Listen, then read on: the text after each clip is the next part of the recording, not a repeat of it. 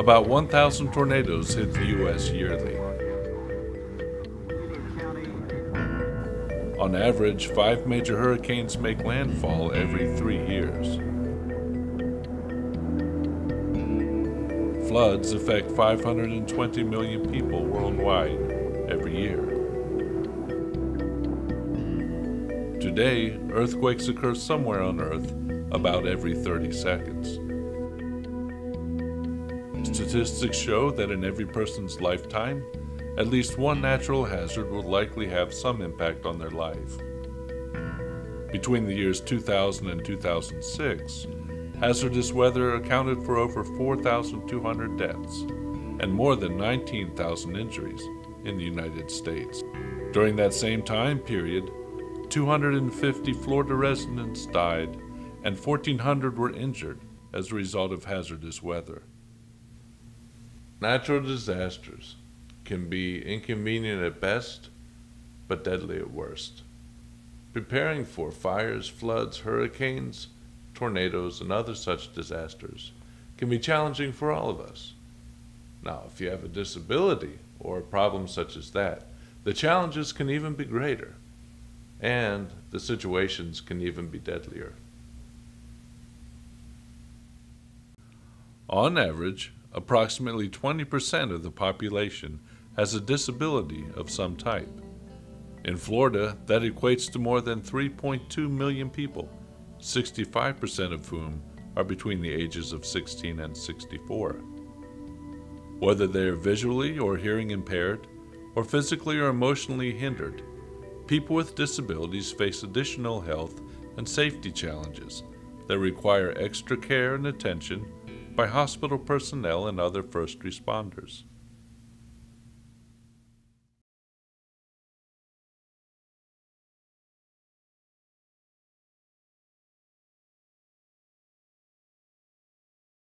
Well, my caseworkers would always call me and tell me, are you going someplace? And I'd say, yeah, I'm going someplace. And I'd stay right at home. And, it's always trying to skirt the issue because it's packing up and taking diapers and taking bed pads and then nobody has a Hoyer lift to get us in and out of our vehicles. So it's a big problem. I have a van that's handicapped to quit, but getting us out of a chair into a bed, I couldn't take my Hoyer lift with me. Significant obstacles when it comes to transportation, it's just getting around from point A to point B. And this is for people with disabilities in general, but most in particular, I think, for people with vision impairments. You can't, obviously, most of us drive, so we have to look at alternate means with public transportation or carpooling, things of that nature. So it can't be as spontaneous as other people can. You got to pre-plan your trips and put some more thought into that and have some backup plans just in case something falls through. What would you and your family do if you needed to leave quickly due to a hurricane or other disaster? You would probably quickly pack your valuables, jump into the car, and head somewhere safe. For people with disability, it's not always that easy. In a recent survey by the Florida Department of Health's Task Force on Disabilities, many people with disabilities reported problems finding transportation that could help them get to a safe place during a disaster. As a healthcare professional, you can assist your patients who have disabilities by encouraging them to plan ahead as well as register themselves with local agencies that coordinate transportation during disasters. As I'm learning about what's available in Florida, it only recently, relatively recently, became apparent about the system that individuals need to kind of register themselves with the emergency responders as having a physical disability, so that they may need to have direct help to be evacuated. And I'm learning that you have to re-enroll in that system on a regular basis. So I am starting to get that information to my patients.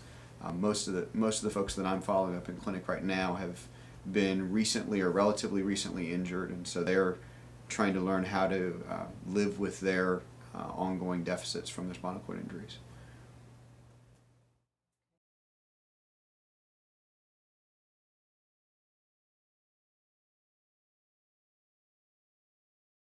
I don't understand why people, whether it be regular, everyday doctors, society in general, why that when people have walkers, wheelchairs, whatever they use for their disability, why people would want to take it away from them. That is a piece of them and they need that.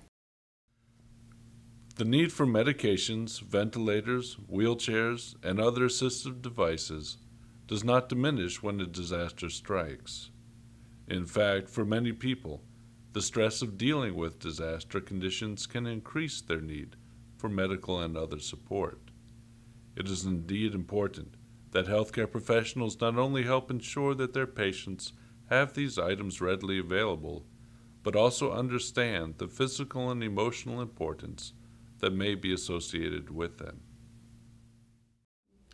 A lot of times medical personnel don't understand that service animals have access, and they tend to deny us access because they think that the animal will cause problems in a medical situation, such as in the ambulances. They might cause a problem.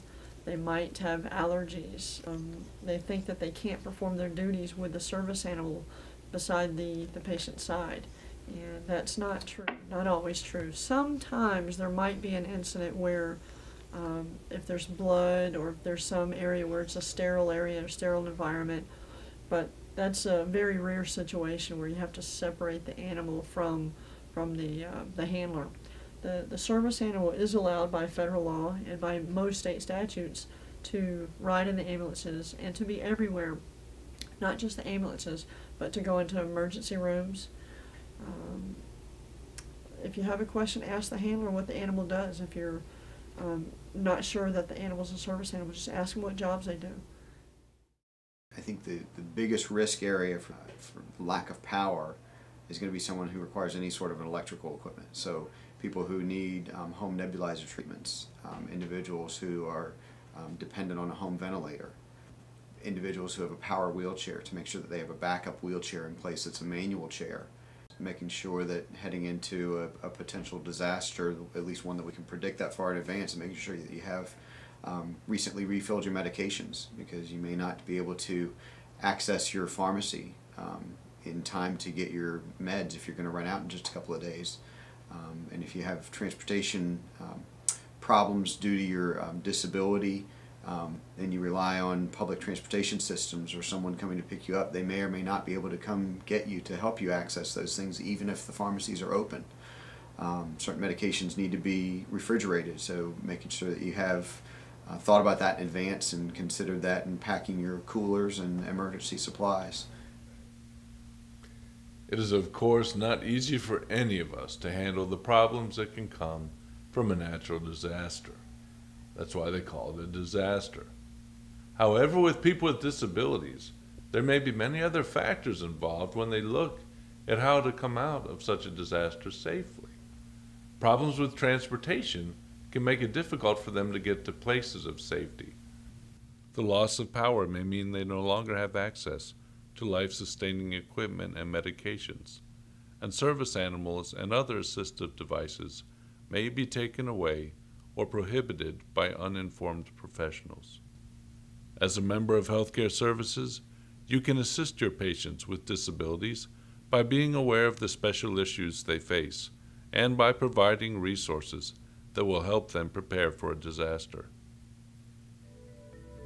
In Part 2, we will look at the challenges of communication during a disaster, as well as some fundamental guidelines in caring for people with disabilities.